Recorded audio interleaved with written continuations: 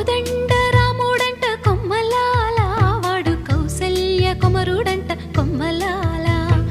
ఆజానుబాహుడంట అమ్మలాల, వాడు అరవింద నేత్రుడంట అమ్మలాల. రమణీయలామకు తగ్గ చూడువాడేనని రహదారులన్నీ చెప్పుకోగా విని, కళ్యాణ రామయ్యను కన్నులార చూడాలని కలిగి సీతమ్మ వేచే గుమ్మలాల. సువ్వి